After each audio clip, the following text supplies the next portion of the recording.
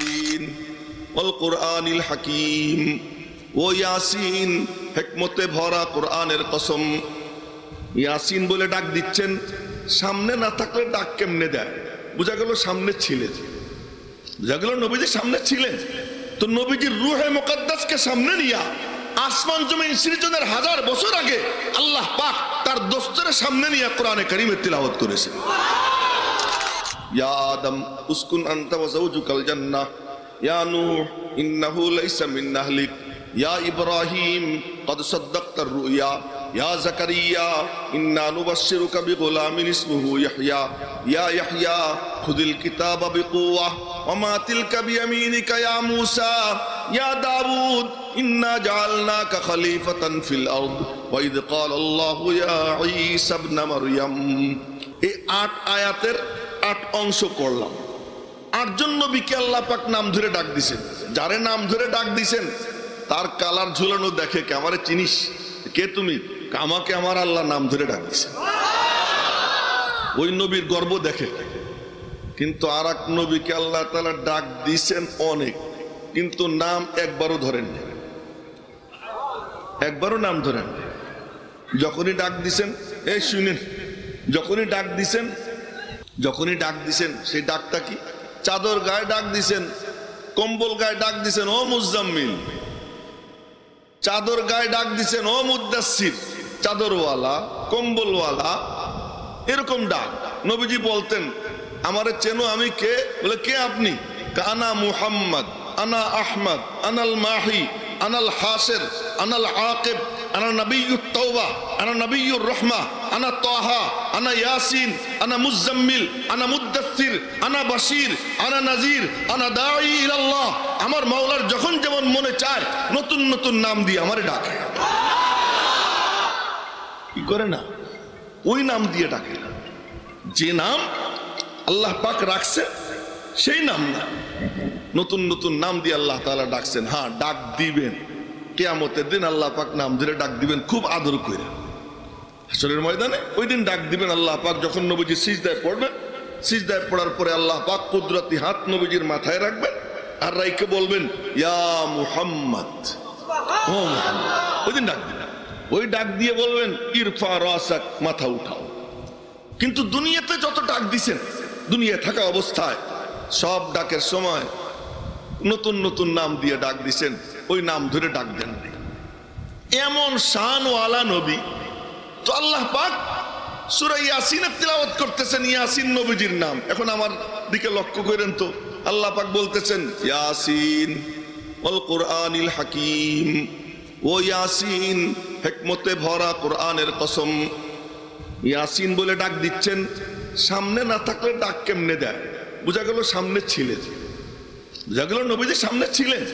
তো নবীজির রূহে মুকদ্দাসকে সামনে নিয়া আসমান জমিন সৃজনের 1000 বছর আগে আল্লাহ পাক তার দোস্তরের সামনে নিয়ে কোরআনে কারীমের তিলাওয়াত করেছেন। এত বিশাল নবী, এত বিশাল নবী, সেই নবীর শান আমি বয়ান করব। তার শান কি, তার মান কি? একটা পাল্লা, ওই পাল্লার এক পাল্লায় 7 আসমান জমিন রাখো, সমস্ত নবী রসুল রাখো, সমস্ত পীর আউলিয়া রাখো, সব সাহাবেদেরকে রাখো, সমস্ত মখলুকাতকে রাখো, আর এক পাল্লায় নবীজিকে রাখো। ওই পাল্লাটা আর তো কেউ ধরতে পারবে না।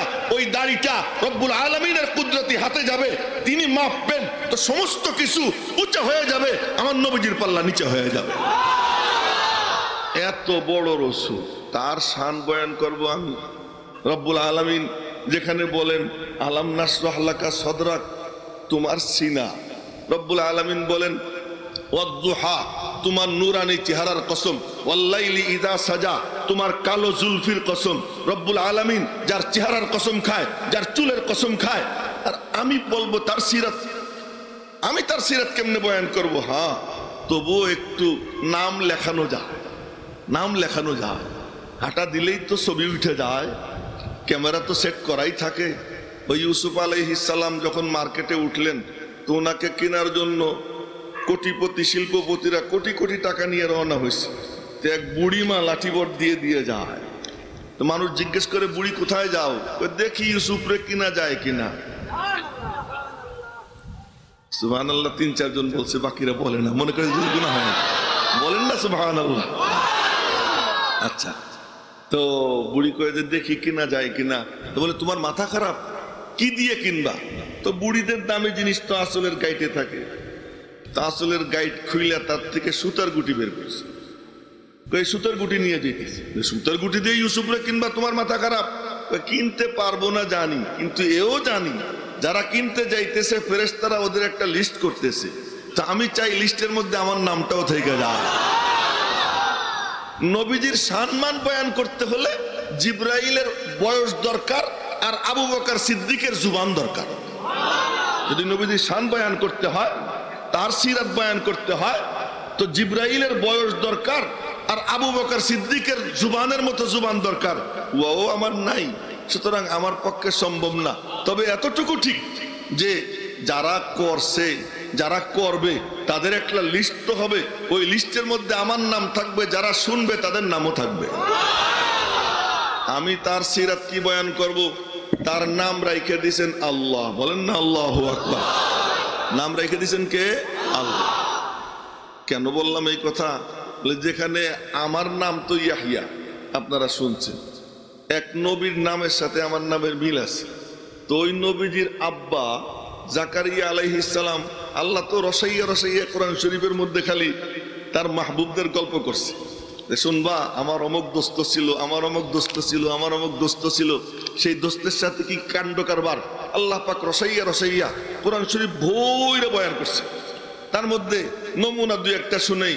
ওয়াযকুর ফিল কিতাবি ইব্রাহিম ইন্নাহু কানা সিদ্দীকান নাবিয়্যা ওয়াযকুর ফিল কিতাবি ইসমাঈল ইন্নাহু কানা সাদিকাল ওয়াদি ওয়া কানা রাসূলান নাবিয়্যা ওয়াযকুর ফিল কিতাবি ইদ্রিস ইন্নাহু কানা সিদ্দীকান নাবিয়্যা ওয়াযকুর ফিল কিতাবি মূসা ইন্নাহু কানা মুখলাসান ওয়া কানা রাসূলান নাবিয়্যা ওয়াযকুর ফিল কিতাবি মারইয়াম ইয ইনতাবাদাত মিন আহলিহা মাকানান শারকিয়্যা। একটু জোর করে বলছেন, ভিতর থেকে বের হয় না, এটা আমি বুঝে ফেলছি। তার কারণ ভিতর থেকে বের হওয়ার জন্য যে টান লাগে, ওই টান তো আমার নাই। ভিতর থেকে বের হবে কেমনি? কিন্তু একটা কথা জিজ্ঞেস করি, আল্লাহু আকবার কি সুরের উপর হয় না আল্লাহর কালামের তিলাওয়াতের উপর হয়? তো তিলাওয়াত আমি করছি কিনা? তো তাই যদি করে থাকি তো একটু বইলে ফেলেন জোরে সোরে আল্লাহু আকবার। হুজুর খুশা না দিলে আর কয় না, হুজুর খুশা দিলে পরে বলে। তো বলতেছিলাম, এরকম ভাবে বয়ান করতে করতে আল্লাহ পাক এক নবীর বয়ান করছেন। দেখেন কি রসাইয়ে বয়ান করতেছে। কাফ হা ইয়া আইন সাদ যিকরু রাহমাতি রাব্বিকা আবদাহু যাকারিয়া ইয নাদা রাব্বাহু নিদাআন খাফিয়া। পরে পরে জাকারিয়া তার রবকে গোপনে ডাক দিল। বোঝা গেল আল্লাহরে ডাকতে হয় গোপনে। ডাকতে হয় কি? গোপনে। গোপনে ডাক দিছে। গোপনে ডাক দিয়ে বলে কি? গল্প করে। আমার দিকে দেখেন, গল্প করে কি? রব্বি, ও রব, ইন্নি ওয়াহানাল আজমু মিন্নি, হাড়গুলো দুর্বল হয়ে গেছে। ওয়াস্তাআলার রাসু শাইবা, এই দেখো আমার চুল একদম পাইকে গেছে। কিন্তু আজ পর্যন্ত কোনো কিছু তোমার কাছে চাইয়ে তো ব্যর্থ হইনি, যা চাইছি পাইছি। এ পর্যন্ত যা চাইছি পাইছি। ওয়ালাম আকুম বিদুআইকা রাব্বি শাকিয়্যা, তোমার কাছে চাইয়ে তো আমি বিফল হইনি, সবসময় সফল হইছি। আজকেও একটা জিনিস চাইতে মনে চায়। আল্লাহ কয় কি চাও? আগেই কইছে হাত দুর্বল, চুল গেছে পাইকা, কিন্তু আমার একটা ছেলে দরকার। বুঝেছে? আমার একটা ছেলে দরকার। ওদিকে আবার বউ বুড়ি, তাও বলে অমরাতি আকির, আমার বউ বুড়ি হওয়ার কোনো সম্ভাবনা নাই। আমি বুঝতেছি আমিও দুর্বল, বিবিও দুর্বল, আমরা দুইজনই অচল, কিন্তু তোমার কুদরতের কোনো সীমা পরিসীমা নাই। আমরা তো চলে যাই বাবার কাছে, বাবা দেয় পত্রিকার পাতা ছিঁড়া, পত্রিকার পাতা ছিঁড়ে দেয়, এইটা ভিজিয়ে পানি খাওয়া, তো ওইটা ভিজিয়ে পানি খাওয়ায়। বাস্তব ব্যাপার হলো আল্লাহ যখন দিবার তখন দেয়। কোনো বাবার পাতা ভিজানোর কারণে সন্তান হইছে, এটা যে বিশ্বাস করবে সঙ্গে সঙ্গে সে কাফের হয়ে যাবে, তার ঈমান থাকবে না, মুশরিক হয়ে যাবে। তো ওখানে যাই এখানে যাই, জাকারিয়া আলাইহিস সালাম শিখাইতেছেন, দেখ আমি চাইতেছি কার কাছে? আল্লাহর কাছে। চাইতে হলে কার কাছে চাবো? আল্লাহর কাছে। আল্লাহ একটা ছেলে দাও। তো চাইছেন, একদিন বসে রয়েছেন, বউ একটু দূরে বসা, ফেরেশতা এসে কয় আসসালামু আলাইকুম। ওয়ালাইকুম আসসালাম। কি খবর? কয় যে আপনার জন্য সুসংবাদ। কি সুসংবাদ? আপনার ছেলে হবে। আমার ছেলে হবে? ও বুড়ি শুনছনি? তো বুড়ি কয় কি? তোমার বলে ছেলে হবে। বুড়ি কয় সি সি সি কয়। বুড়ি এদিকে সি সি সি কয়, উনি ওদিকে বলতেছেন এ কি বলে আমার ছেলে হবে। আমি বলি, ও হযরত জাকারিয়া আলাইহিস সালাম, চাইতে সময় হুঁশ ছিল না? আপনি বুড়া। আপনি যখন চাইলেন তখন তো আপনি জানেন আপনি বুড়া, চুল গেছে পাইকা, আপনার হাড় গেছে দুর্বল হইয়া, সব আপনি জানেন, তবুও তা চাইছেন। কিন্তু যখন বাস্তবে সুসংবাদ আইসে গেছে, এখন কই যে কি করে সম্ভব? ফেরেশতা কয় কি করে সম্ভব ওইটা পরে, আগে শোনো। কি? আল্লাহর নামও রেখে দিছে। আল্লাহ কি নামও রেখে দিছে? কি নাম?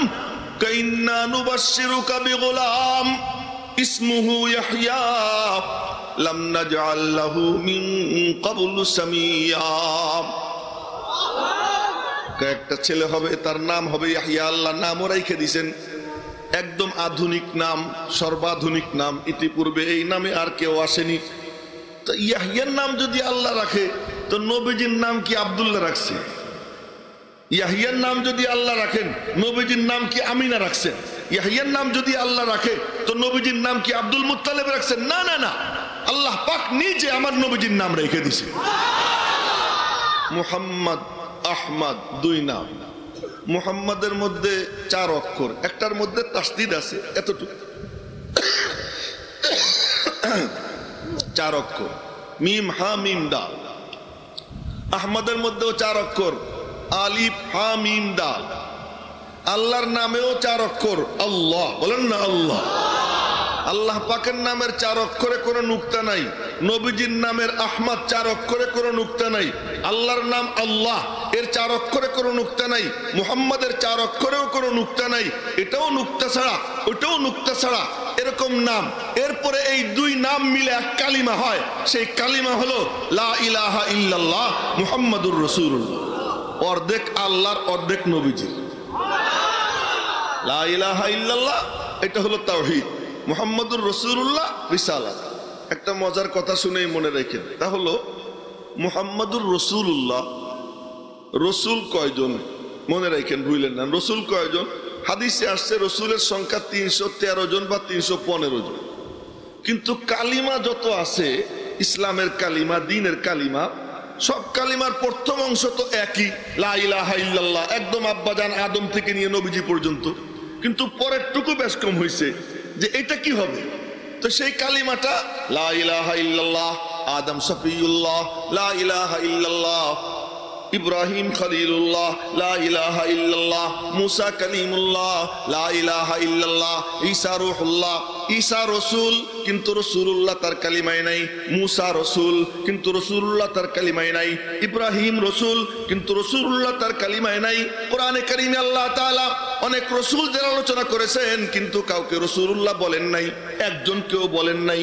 ওমা আরসালনা মির রাসূল ইল্লা বিলিসানি কওমিহি ওমা আরসালনা মির রাসূল ইল্লা নূহি ইলাইহি। 2 আয়াত শুনাইলাম, রসুল বলছেন, রসুলুল্লাহ বলেন নাই। কিন্তু যখন নবীজির পালা এসে গেছে, তখন আল্লাহ পাক কি বলেন? মা কানা মুহাম্মদ আবা আহাদিম মির রিজালিকুম ওয়ালাকিন রাসূলুল্লাহ। আর কাউকে রসুলুল্লাহ বলা হয় নাই, একমাত্র আমার আপনার পয়গম্বরকে রসুলুল্লাহ বলা হয়েছে। চলেন একটু জাইনে আসি, রসুল কাকে বলে আর রসুলুল্লাহ কাকে বলে। রসুল কাকে বলে? যে আল্লাহর থেকে নেয়, উম্মতকে দেয়। যে আল্লাহর থেকে নেয়, উম্মতকে দেয়, তাকে রসুল বলে, তাকে নবী বলে। রসুলুল্লাহ কাকে বলে? রসুলুল্লাহ তাকে বলে যে আল্লাহর থেকে নেয়, উম্মতকে দেয়, কুল মখলুককে দেয়, এমনকি নবীদেরকেও যিনি দান করেন, তাকে রসুলুল্লাহ বলা হয়। এই জন্য আমার আপনার পয়গম্বর নবিউল আম্বিয়া, সমস্ত নবীদের নবী, কুল মখলুকাতের রসুল, সকলকে তিনি দিয়েছেন, সকলের দাবি তিনি পূরণ করতেন। আমার আপনার নবী রাস্তাঘাটে চলতেন, কখনো পাথরে কয় আসসালামু আলাইকা আইয়ুহান নবী, আসসালামু আলাইকা আইয়ুহান নবী ওয়া রাহমাতুল্লাহি ওয়া বারাকাতুহু। আবু বকর সাথে, ওমর সাথে আওয়াজ আসতেছে আসসালামু আলাইকা আইয়ুহান নবী। কোত্থেকে আওয়াজ আসে?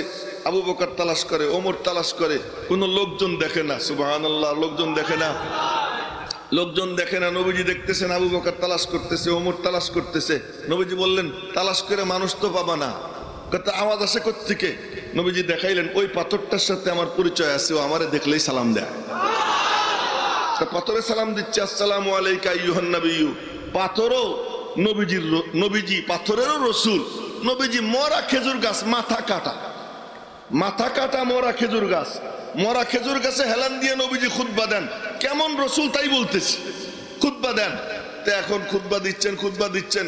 বুখারী শরীফের হাদিস, বিবিসির খবর না, বুখারী শরীফের হাদিস, যে এক এক মহিলা এসে বলে, ইয়া রাসূলুল্লাহ, ইন্নালি গুলামান নাজ্জারা, আমার একজন কারাত মিস্ত্রি গোলাম আছে, যদি আপনি অনুমতি দেন তো দাঁড়াই দাঁড়াই এরকম হেলান দিয়ে খুতবা নেন, আমি আপনাকে বসার জন্য একটা মিম্বর বানাই দিই আমার গোলামরে দিয়া। নবীজি বললেন, দাও।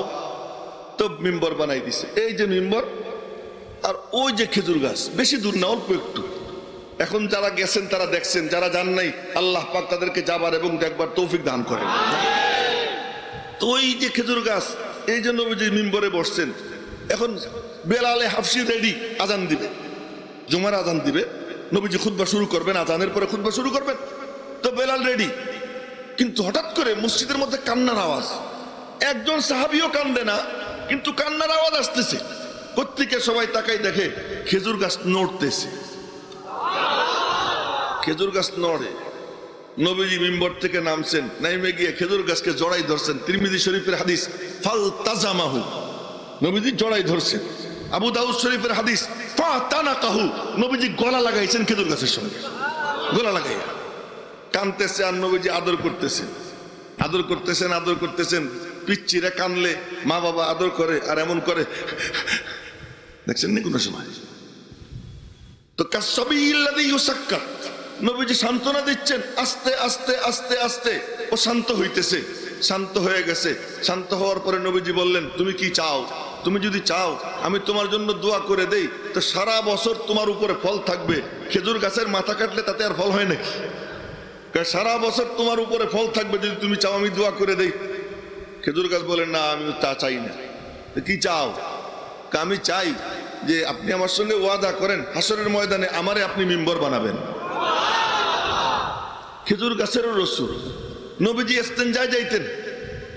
এখন তো বাথরুম বানানো ঘরে ঘরে, আগে সিস্টেম ছিল যে বাথরুমে চাপ দিলে ঘরের থেকে বাইরে যেত। এখন বাথরুমে চাপ দিলে বাইরের থেকে ঘরে দৌড় দেয় মানুষ। চিনতে পারি, বাথরুমে চাপ দিছে, তাড়াতাড়ি গাড়ি নিয়ে কোথায় যায়? বাসায় যায়। আর আগে বাথরুমে চাপ দিলে বাসার থেকে কি যেত? বাইরে যেত। সংস্কৃতি পাল্টাই গেছে।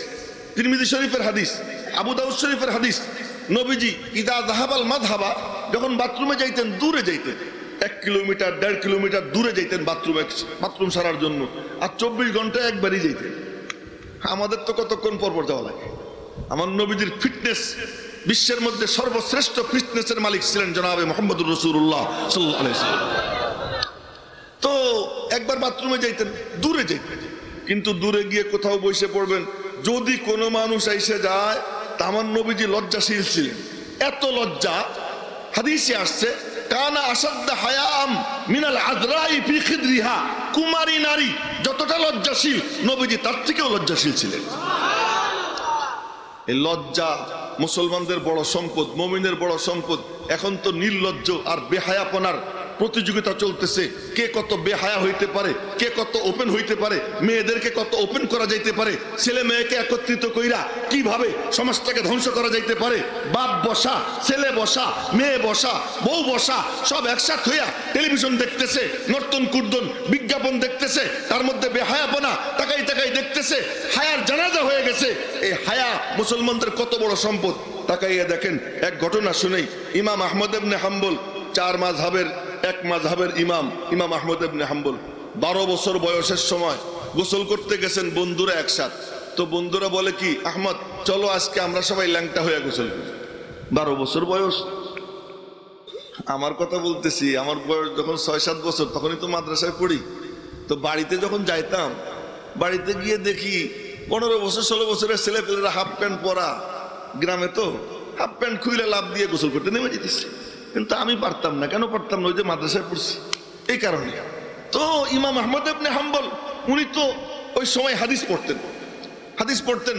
তো সবাই বলছে আরে আমরাই তো, পিচ্চিরে বলতেছে আমরাই তো, আর তো কেউ দেখতেছে না, চল কাপড় খোল।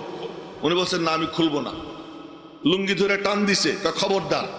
ওদের সঙ্গে গুতাগুতি করছে, গুতাগুতি করে লুঙ্গি খুলতে দেয়নি। এবার আরে আমরাই তো, কোনো সমস্যা নাই তো। তো আমরা না, আরো একজন আছে। বলে কে আছে? আমার আল্লাহ আমারে দেখতেছে। 12 বছরের ছেলে বলে আমার আল্লাহ আমারে দেখতেছে, আমি ল্যাংটা হব না। এই হায়ার বরকত কি পাইছে শোনেন এবার। এই হায়ার বরকত এটা কি পাইছে? ওই রাত্রে ঘুমাইছে, ঘুমের মধ্যে স্বপ্নে দেখে যে আবু বকর ওমর দুইজন একসঙ্গে ওনার কাছে আসছে। আবু বকর ওমর দুইজন আসছে, আইসে বলতেছে আহমদ, মুহাম্মদুর রাসূলুল্লাহ সাল্লাল্লাহু আলাইহি ওয়াসাল্লাম তোমার অভ্যর্থনার অপেক্ষায় আছে, নবীজি তোমার ইস্তেকবালের জন্য অপেক্ষায় আছে। ইমাম আহমদ ইবনে হাম্বল বলেন যে আমি নবীজিরে যখন দেখছি আবু বকর ওমরকে দুই দিকে সরাইয়ে আমি এক দৌড় দিছি, দৌড় দিয়ে নবীজির কাছে গেছি। নবীজি আমাকে বুকের সঙ্গে জড়াইয়া ধইরা নিজের মুখের লালা আমার মুখে দিয়া বলছেন আহমদ, আজ থেকে তুমি আমার রুহানি সন্তান। পরের দিন আইসা ক্লাসে পড়তে গেছে, উস্তাদ হাদিস পড়ান। তো উস্তাদ হাদিস বলতেছে, ব্যাখ্যা করতেছে। ইমাম আহমদ ইবনে হাম্বল 12 বছরের শিশু বলতেছে হযরত জি, হাদিসটার ব্যাখ্যা এরকম না হইয়া এরকম হইলে কেমন হয়? আর এক হাদিস বলছেন। তো ইমাম আহমদ ইবনে হাম্বল বলতেছেন 12 বছরের শিশু, উস্তাদ জি হাদিসটা এরকম না বইলে এরকম বললে কেমন হয়? 3-4টা হওয়ার পরে উস্তাদ বুঝে ফেলেছে কিছু একটা ঘটছে। তো উনি তাড়াতাড়ি করে সবক শেষ করে খাস কামরায় গিয়া ইমাম আহমদকে ডাক দিছেন, বাবু এইদিকে আয়। রুমের মধ্যে নিয়ে জিজ্ঞেস করতেছেন তোর কি হয়েছে তাই বল। উস্তাদ জি আজ রাত্রে নবীজির সঙ্গে আমার দেখা হয়েছে, নবীজির সঙ্গে দেখা। হায়া, লজ্জা, আজ এই লজ্জা আমাদের সমাজ থেকে কেমনে বিদায় করা যায় তার প্রতিযোগিতা চলতেছে। কয়দিন আগে এক কমিনা কুত্তা ওই রাশেদ খান মেনন সে বলল কি নারীদের হিজাব এটা বাংলাদেশের সংস্কৃতির সঙ্গে মানায় না। এই যে কথাটা এই বলার স্পর্ধা পাইছে কেন? আমরা মরে গেছি, আমাদের মধ্যে প্রাণ নাই। যদি আমাদের মধ্যে প্রাণ থাকতো, জানতো যে ওর জিহ্বাটাই না ছিঁড়ে ফেলানো হবে, এ যদি জানতো তাহলে এই কথা বলার সাহস পাইতো না। জানে যে বইলে কোনো সমস্যা নাই, তার কারণ মুসলমান মরে গেছে। ভাই এই সিরাতের আলোচনা, এই আলোচনার মাকসাদ মুসলমান একটু তাজা হন। যদি মুসলমান তাজা হয় তাহলে কোন কুত্তে কমিনে আছে বাংলাদেশে হাতে গোনা সাদা গরুর চামড়া যেমন কালো চুল, কালো গরুর চামড়া যেমন সাদা চুল, নাস্তিক মুরতাদদের সংখ্যা ঠিক হাতে গোনা এরকম কয়েকজন। ওরা যা খুশি তাই বলবে আর আমরা শুধু হজম করব। বলতেছিলাম যে হায়া, আমার নবীজি লজ্জাশীল ছিলেন, যে কারণে তিনি কি করতেন? বাথরুমে যাইতেন, অটো বাথরুম বানাইতেন। বলবেন না সুবহানাল্লাহ? অটো বাথরুম বানাইতেন। কেমনে বানাইতেন বাথরুম? আল্লাহ আল্লাহ। তিনি কথার কথা বাথরুমে যাবেন, বাথরুমে গেছেন, এখান থেকে রওনা হয়ে কোথায়? ওই আপনার হাউস বিল্ডিং এর সামনে, কথার কথা হাউস বিল্ডিং এর সামনে গেছেন। এখন সেখানে বাথরুম সারবেন, কোনো বেড়া টেড়া নাই। তো একটা গাছ টুঙ্গি ব্রিজে, আর একটা গাছ এয়ারপোর্টে, এই দুই দিকে দুই গাছ, দুই দিকে দুই আঙ্গুল দিয়ে নবীজি এমন করতেন, আমার দিকে দেখেন এমন করতেন, ইলতাইমা বিইজনিল্লাহ, আল্লাহর হুকুমে তোরা দুটা জোড়া লেগে যা। ওই গাছও দৌড় দেয়, এই গাছও দৌড় দেয়, কাছাকাছি আসে, এও কাইট হয়ে পড়ে, ও কাইট হয়ে পড়ে, ডালে ডালে জোড়া লাইগা আমার নবীজির জন্য অটো বাথরুম তৈরি হয়ে যায়। কি বলবো তার কথা? গাছেরও রসুল না, গাছেরও রসুল, জীবজন্তুরও রসুল। হ্যাঁ, আর মাত্র কয়েক মিনিট। জীবজন্তুর রসুল, কেমন রসুল তিনি? সুবহানাল্লাহ সুবহানাল্লাহ। এক মজার ঘটনা শুনাইতেছি। একদিন নবীজি ফজরের নামাজ পড়ে বাইরে বের হয়েছেন সাহাবীরা সাথে। আর সাহাবীগুলো এমন ছিল, হায় হায়, সাহাবীগুলো এমন ছিল যে নবীজির চোখের আড়াল 1 সেকেন্ডের জন্য হইতে দিত না। সারাক্ষণ চতুর্দিক থেকে চোখ ওই ক্যামেরা সেট করা নবীজির উপরে, হৃদয়ের ক্যামেরা দিয়া ছবি তুলতেন সাহাবীরা সাথে আছেন।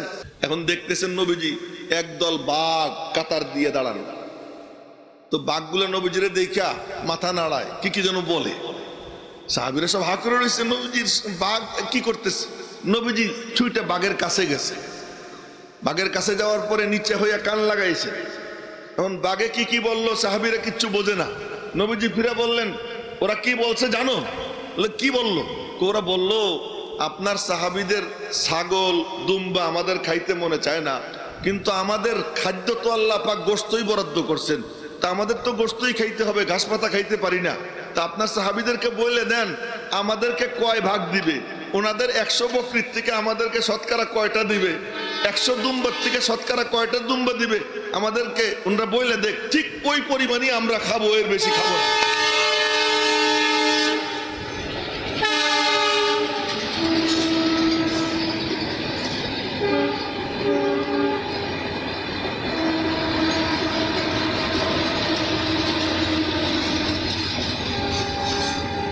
এবার দেখছেন, এবার লক্ষ্য করেন,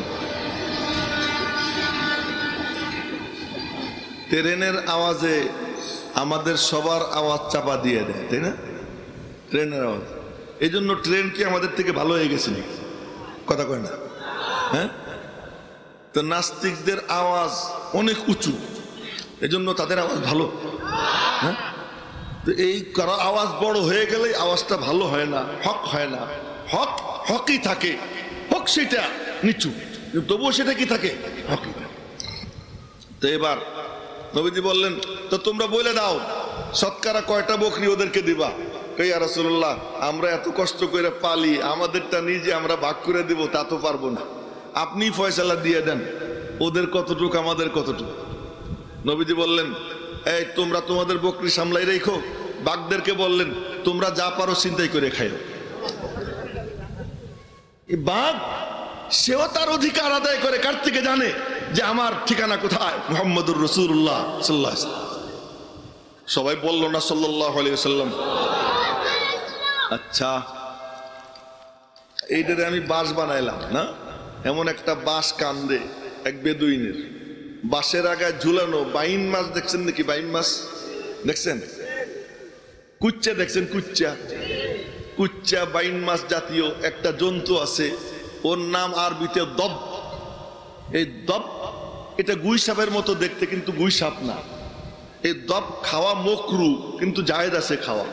নবীজির দস্তরখানে বসে খাইছেন খালেদ ইবনে ওলীদ, ইসলামের সর্বশ্রেষ্ঠ বীর সেনানী, উনি খাইছেন নবীজির দস্তরখানে বসা, নবীজি খান নাই। তিরমিজি শরীফ 2য় খণ্ডের হাদিসে এটা আছে।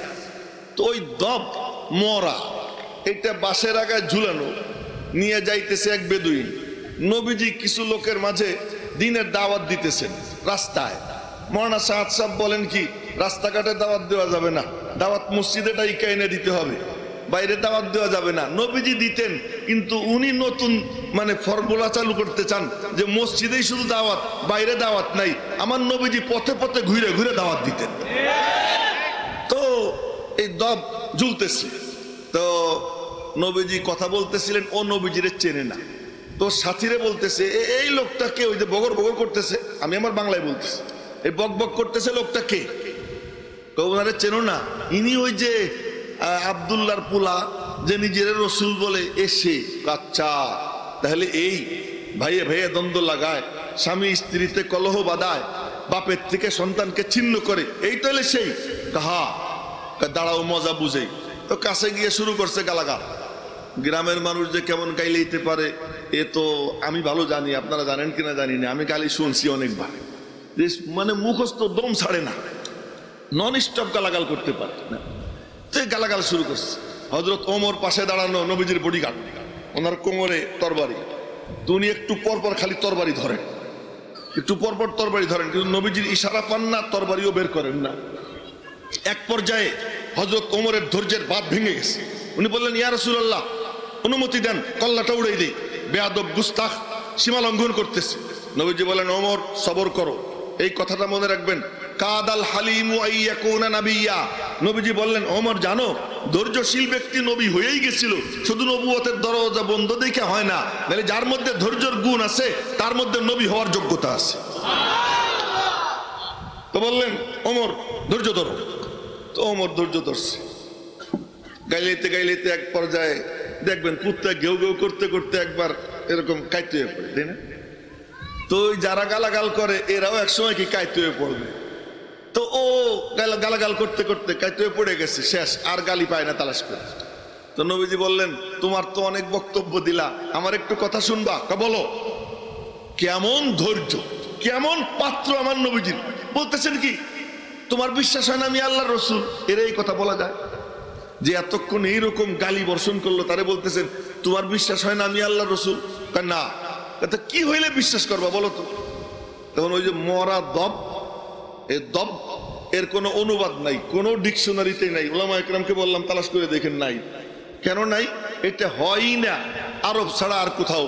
এই জন্য ইউরোপ আমেরিকাও এটা হয় না, এই উপমহাদেশেও হয় না। আমি অনেক ডিকশনারি তালাশ করাইছি কিন্তু পাইনি এর কোনো অনুবাদ। এই জন্য দব গুইসাবের মতো দেখতে একটা জন্তু, বাস দবকে দবই বলবো, আর বলবো না কিছু। তো ওই দব, এই দবটা তার কান্দে এটা এরকম মাটিতে ফেলাইছে, ফেলাই বলে কি, আমি তোমার নবী বলে বিশ্বাস করতে পারি যদি এই মরা দব যদি তোমাকে রসুল বলে তাহলে। তো মনে মনে বলে কি যে এমনি গোড়ার ডিম কথা বলে না, আরো মরা, এত কথা বলার প্রশ্নই আসে না। তো ও টের পায় নাই। নবীজি বললেন, ঠিক, ও যদি আমাকে রসুল বলে তুমি মানবা? হ্যাঁ মানবা। তো নবীজি ডাক দিছেন, ইয়া দব, ও দব। ডাক দেওয়ার সাথে সাথে হযরত ওমর দেখতেছেন, বেদুইন দেখতেছে, ওই দব নড়ে চড়ে, মাথা উঁচু করে, দুই চোখ বিস্ফারিত করে নবীজির দিকে তাকাইয়া বলে, লাব্বাইক ওয়া সাদাইক ইয়া যাইনা মান ওয়াফা ইয়াউমাল মাহশার। হাজির আমি ওই সত্তার দরবারে যিনি কিয়ামতের বিভীষিকাময় দিনকে আকর্ষণীয় বানিয়ে দিবেন। এলেম কত দেখেন, তার এলেম কতটুকু, যে যিনি কিয়ামতের বিভীষিকাময় দিনকে আকর্ষণীয় বানাইয়ে দিবেন, ওই সত্তার সামনে আমি হাজির। এখনো টাইম আসে নাই, সুবহানাল্লাহ, আরো পরে। নবীজি বললেন, মান আনা, আমি কে? ওরে জিজ্ঞেস করলেন, মান আনা, আমি কে? দেখেন উত্তরটা কি দেয়। বলতে পারে আনতা রাসূলুল্লাহ, কিন্তু কি কয় না, আনতা রাসূল রাব্বিল আলামিন, আপনি রব্বুল আলামিনের রাসূল। তার মানে আল্লাহ পাকের রুবুবিয়তের আওতা যত বড়, আপনার রিসালাতের আওতাও তত বড়। যত বড় জাহানের রব আল্লাহ, অত বড় জাহানের রসুল আপনি। কুল আলমের রসুল, আমিও এক আলম। প্রত্যেক মখলুককে আলাদা আলাদা আলম বলা হয়। আসমানকে আলম বলা হয়, জমিনকে আলম বলা হয়, মানুষকে আলম বলা হয়, পাখিকে আলম বলা হয়। কেন? বলে প্রত্যেকটা দিয়া চেনা যায়। কারে চেনা যায়? আল্লাহরে চেনা যায়। আল আলম মা ইউলামু বিহি শাই, যার দ্বারা কাউকে জানা যায় তিনি হলেন আল্লাহ। তো বলে আপনি রব্বুল আলামিনের রসুল। এরপরে কি মজার কথা কয় শোনেন, ওয়া খাতামুন নাবিয়িন। আমি জানি, কাদিয়ানি না জানলেও আমি জানি যে আপনি শেষ নবী। বলতেছে আনতা রাসূল রব্বিল আলামিন ওয়া খাতামুন নাবিয়িন, আপনি সর্বশেষ নবী আমি জানি। কদ আফলাহা মান সাদ্দাকাক, যে আপনাকে সত্যবাদী আখ্যা দেয় সে কামিয়াব হয়ে যায়। ওয়া হালাকা মান কাযযাবাক, যে আপনাকে মিথ্যাবাদী আখ্যা দেয় সে ধ্বংস হয়ে যায়। এই কথা বইলা আবার মরে গেছে, আবার পড়ে গেছে। নবীজি বললেন, কি বুড়া মিয়া, এবার তোমার কি বক্তব্য? ও হা করে ওর দিকে চাই রয়েছে, বলে কি, আমার ভিতরে আলো জ্বলে গেছে। আমি চিনতাম না, ও আমারে চিনেই দিছে। আমি আপনারা চিনতাম না, মাফ করে দেন। সাথে সাথে নবীজির হাতে হাত দিয়া কালিমা পড়ে মুসলমান হয়ে গেছে। আচ্ছা, আমার নবীজির আখলাক কেমন? নবীজি বললেন, এই ওমর তোমারে ভয় দেখাইছে, এই যে এখানে হাত দিছিল, তুমি ভয় পাইছো নি? আমি একটু ভয় পাইছি। এখানে হাত দিছে, ভয় পাইছো? কাহা ভয় পাইছি। আচ্ছা, ওই 60টা উট ছিল ওখানে, এই যে ভয় পাওয়ার কারণে তোমার এই 60টা উট দিয়ে দিলাম, নিয়ে যাও। এমন আখলাক ওয়ালা আমার নবীজি। তো বলতেছিলাম, এত বড় শানওয়ালা রসুল, আমি তার শান বয়ান করব। আমার নবীজির শান কি? আর দুই একটা কথা বলে শেষ করে দেব। আমার নবীজির শান কি? মুসা আলাইহিস সালাম দৌড় দিছেন, জোরে দৌড় দিয়া তুর পাহাড়ে গিয়ে হাজির হয়েছে। আল্লাহ পাক বলতেছেন, কিরে মুসা, তুমি চলে আসছো, তোমার উম্মত কোথায়? ওই যে আসতেছে। মুসা আলাইহিস সালাম বলতেছেন, কোরআন শরীফের আয়াতের তরজমা করতেছি, ওই যে ওরা আসতেছে। তুই তো ওদেরকে রাইখে আগে আগে আসলা কেন? মুসা আলাইহিস সালাম জবাব দেয়, ওয়াজিলতু ইলাইকা রাব্বি লিতারদা, আমি দৌড়ে আইছি যাতে আপনি আমার উপর রাজি হয়ে যান।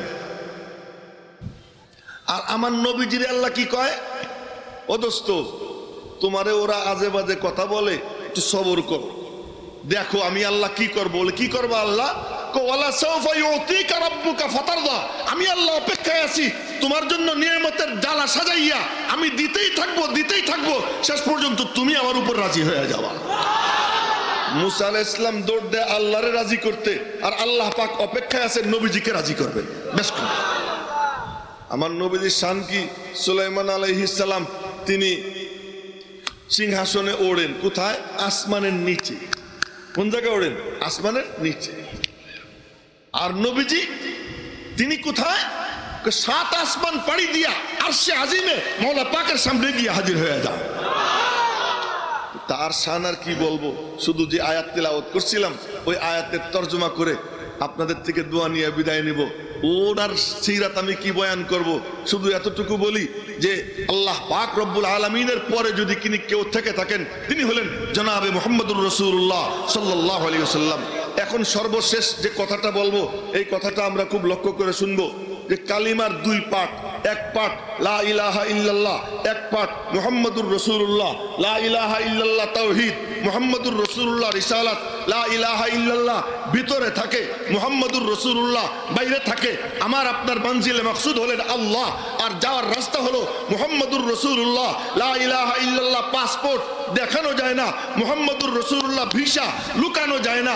আল্লাহ পাক পর্যন্ত পৌঁছার একমাত্র রাস্তা মুহাম্মদুর রাসূলুল্লাহ সাল্লাল্লাহু আলাইহি ওয়াসাল্লাম।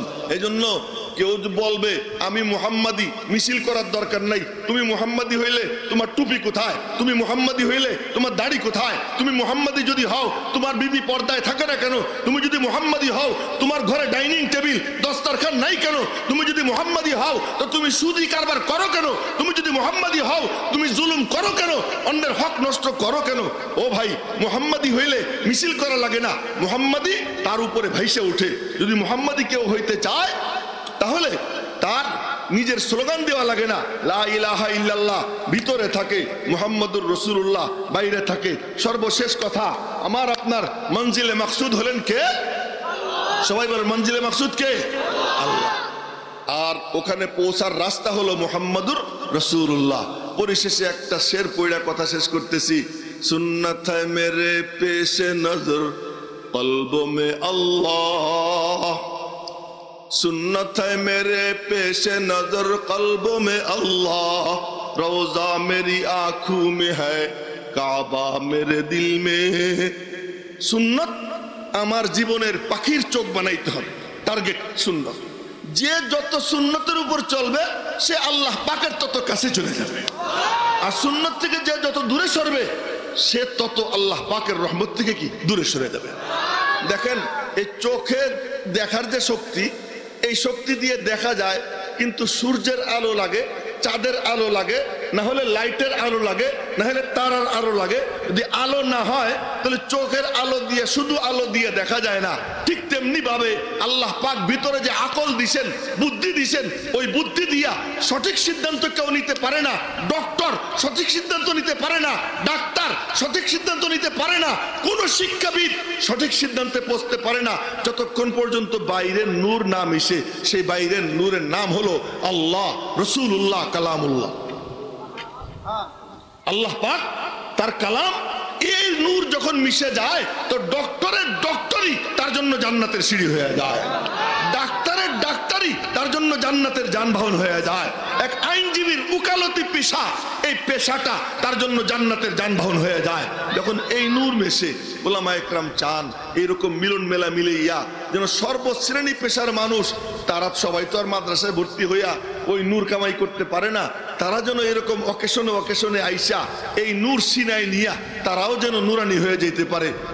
এই কারণেই ওনারা এটা করেন। অন্য কোনোদিন দেখা হইলে এটা ব্যাখ্যা বিশ্লেষণ করে বলবো। তো এই কাজটা করাতে আপনারা খুশি না বেজার? কেমন খুশি তার একটু নমুনাও তো দেখা দরকার, তাই না? পরীক্ষা করা সুন্নত। আমার নবীজি খেজুরের মাথি খাইতেছিলেন। খেজুরের মাথি চেনেন আপনারা? খেজুর গাছের মাথার থেকে ফাড়লে ভিতরে সাদা সাদা একটা জিনিস বাইরে, ভারী মজা। আমার নবীজির ভালো ভালো জিনিস খাওয়ার রুচি ছিল, তার মধ্যে খেজুরের মাথি খাওয়ার রুচি ছিল। বুখারী শরীফের হাদিস, নবীজি খেজুরের মাথি খাইতেছেন আর বলতেছেন ইন্না মিনাশ শাজারি শাজারাতান লা ইয়াতাহাত্তু ওয়ারাকুহা মাসালুহা মাসালুল মুসলিম, বৃক্ষসমূহের মধ্যে হতে একটি বৃক্ষ এমন আছে যার পাতা ঝরে না, ওটা মুসলমানের ন্যায়। মুসলমানের সব যেন কল্যাণ, যেমন কল্যাণের, এই গাছেরও মাথার থেকে এক গোড়া পর্যন্ত সব কিছু কল্যাণের। বলো তো গাছটা কি? পরীক্ষা করছেন, এই জন্য পরীক্ষা করা সুন্নাত। আপনারা বললেন যে উনরা এটা করাতে আপনারা খুশি, কেমন খুশি? একটু পরীক্ষাও হয়ে যাক। কিছু ছেলে পেলে ব্যাগ নিয়ে যাবে, এই উলামা একরামকে উৎসাহ দেওয়ার জন্য বিসমিল্লাহ বলে পকেটে হাত দিয়ে যে যা পারেন সহযোগিতা করে। এই খুশির নমুনাটা একটু দেখাইয়া দেয়। কই ছেলে পেলেরা ব্যাগ নিয়ে নেমে যাক, নেমে যাক। হ্যাঁ, আপনাদের কাছে যাওয়ার পরে যেন দাঁড়াই থাকা না লাগে, আগের থেকেই পকেটে হাত দিয়ে বের করে ফেলে, যে যা দিবেন বের করে ফেলে। বিসমিল্লাহ। আসসালামু আলাইকুম ওয়া রাহমাতুল্লাহি ওয়া বারাকাতুহু।